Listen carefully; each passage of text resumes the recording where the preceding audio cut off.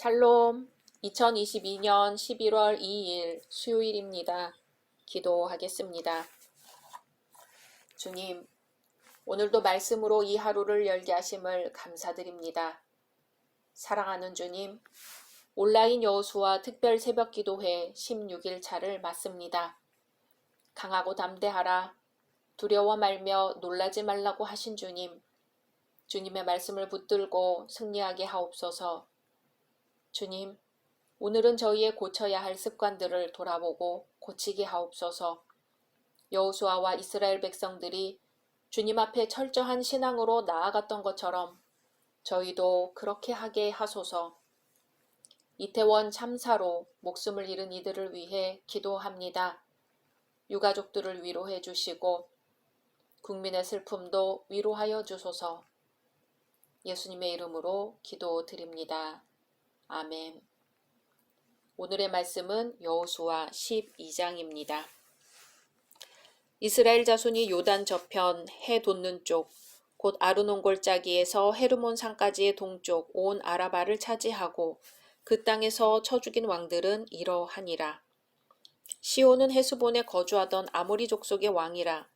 그가 다스리던 땅은 아르논 골짜기 가에 있는 아로엘에서부터 골짜기 가운데 성읍과 길르앗 절반 곧 암몬 자손의 경계 야복 강까지이며 또 동방 아라바 긴네롯 바다까지이며 또 동방 아라바의 바다 곧 염해의 베려시못으로 통한 길까지와 남쪽으로 비스가 산 기슬까지이며 옥은 르바의 남은 족속으로서 아스다롯과 에드레이에 거주하던 바산의 왕이라.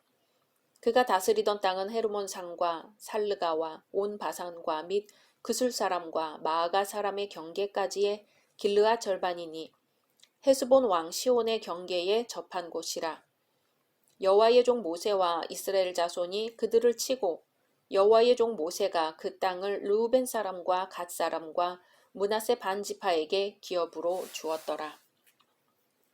여호수아와 이스라엘 자손이 요단 이편 곧 서쪽 레바논 골짜기의 바알갓에서부터 세일로 올라가는 곳 한락산까지 쳐서 멸한 그 땅의 왕들은 이러하니라.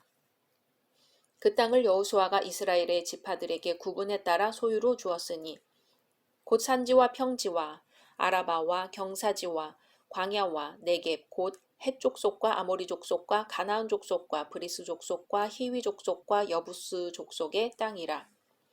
하나는 여리고 왕이요 하나는 베델 곁에 아이 왕이요 하나는 예루살렘 왕이요 하나는 헤브론 왕이요 하나는 야르뭇 왕이요 하나는 라기스 왕이요 하나는 에글론 왕이요 하나는 게셀 왕이요 하나는 드빌 왕이요 하나는 게델 왕이요 하나는 호르마 왕이요 하나는 아랏 왕이요 하나는 림나 왕이요 하나는 아둘람 왕이요 하나는 막게다 왕이요 하나는 베델 왕이요 하나는 답부아 왕이요 하나는 헤벨 왕이요 하나는 아벡 왕이요 하나는 라사론 왕이요 하나는 마돈 왕이요 하나는 하솔 왕이요 하나는 시므론 무론 왕이요 하나는 악삽 왕이요 하나는 다아낙 왕이요 하나는 무깃도 왕이요 하나는 게데스 왕이요 하나는 갈멜의 용두암 왕이요 하나는 돌의 높은 곳의 돌왕이요 하나는 길갈의 고임 왕이요 하나는 디르사 왕이라.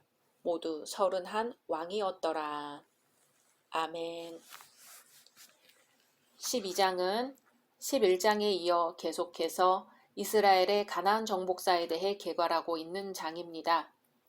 특히 모세가 정복한 요단 동편의 땅의 범위와 왕의 이름 및 여호수아가 정복한 요단 서편의 땅의 범위와 왕의 이름이 요약되어 있습니다. 이처럼 여호수아서 기자가 가나안 땅 분배에 관해 기록하기에 앞서 계속 가나안 정복사를 기술하고 있는 것은 분명한 목적이 있기 때문입니다. 즉 가나안 정복 사건이 여러 가지 악조건 속에서도 오직 하나님의 도우심으로 말미암아 이루어진 것임을 강조하려 한 것입니다. 결국 오늘 말씀은 항상 하나님의 백성을 도우시고 친히 인도해 주시는 하나님을 증거해 줍니다. 그러므로 우리들은 먹든지 마시든지 무엇을 하든지 그 같은 하나님의 영광을 드러내고 그분께 존귀를 돌릴 줄 아는 삶을 살아야 할 것입니다. 1절에서 6절은 모세가 요단 동편에서 정복한 땅의 범위와 그 땅들을 지배하던 두 왕, 곧 시온과 옥의 죽음에 대하여 언급하고 있는 부분입니다. 또한 과거에 모세가 이 땅을 르우벤, 갓, 므낫세 반 지파에게 기업으로 준 사실을 언급하고 있는 부분입니다. 요단 동편 정복에 관한 기사가 여기서는 잘 나타나 있지 않으나 민수기에는 잘 나타나 있습니다. 그 기록에 의하면 이스라엘은 처음에 이들 두 왕의 땅을 전투 없이 그냥 통과만 하려고 했으나 아모리 왕 시온이 이를 허락하지 않고 전쟁을 일으키자 그들을 진멸하고 말았음을 알 수 있습니다. 그리고 바산 역시 이스라엘을 대적하자 바산으로 올라가 바산의 거민들과 싸워 그들을 함락시키고 그 땅을 점령하였음을 알 수 있습니다. 그때 르우벤과 므낫세 반지파는 그 요단 동편 땅을 기업으로 요구하였으며 모세는 그 땅을 그들이 요단 서편의 가나안을 정복하는 데 동참한다는 조건으로 그들에게 주었습니다. 이상에서처럼 모세 당시 이스라엘이 가나안 동편 땅을 정복한 것은 큰 의미를 띤 기념비적 사건이었습니다.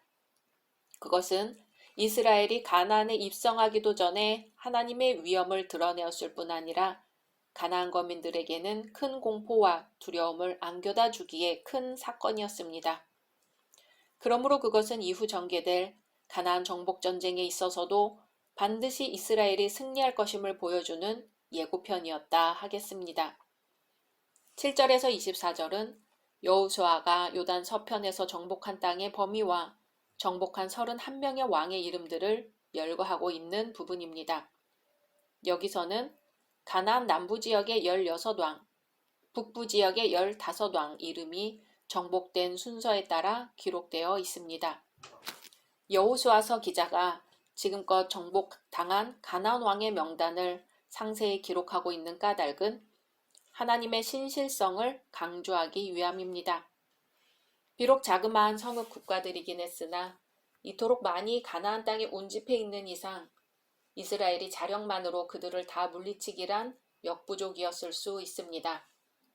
그러나 하나님께서 그 같은 싸움에 함께하여 주사 승리할 수 있게 해주신 것이지요. 마침내 언약의 땅 가나안을 이스라엘 자손에게 주리라고 하신 하나님의 약속을 이루신 것입니다. 과거 이스라엘에게 가나안 땅을 약속하신 하나님께서는 오늘날 우리들에게 영적 가나안 땅인 천국을 약속하고 계십니다. 그리고 이스라엘과 맺은 약속을 신실하게 지키셨듯이 오늘날 우리와 맺은 약속도 반드시 이루어 주실 것입니다. 다만 우리에게 요구되는 것은 이스라엘이 그 땅에 들어가기 위하여 고군분투하였듯이 우리 역시 피 흘리기까지의 의의 싸움을 싸워야 한다는 것입니다. 그 싸움은 곧 자신을 지켜 악에 물들지 않고 복음의 진리를 이 땅에 증거하는 것입니다. 오직 맡기운 자에게 요구되는 것은 충성일 뿐입니다. 오늘 말씀을 여호수아가 자신이 새로 정복한 땅들을 열거하기 전에 모세 시대에 있었던 과거의 정복들을 언급합니다.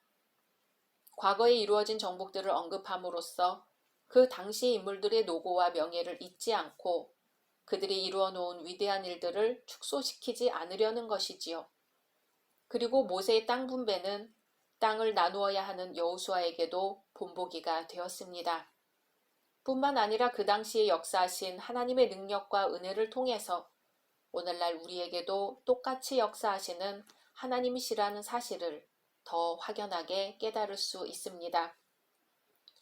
현재 내가 아무리 크고 훌륭한 일을 했다 하더라도 우리는 과거의 훌륭한 신앙인들을 결코 잊어서는 안 되며 그들이 이룩한 일들을 과소평가해서도 안 됩니다. 훌륭한 신학자나 설교가들, 끝까지 믿음을 지키다 순교한 사람들, 이외에도 많은 사람들이 우리 앞에서 훌륭한 일을 이루어 놓았습니다. 우리는 그러한 인물들을 잘 기억하고 그들의 삶을 통해서 모범이 되는 것은 당연히 본받아야 할 것입니다.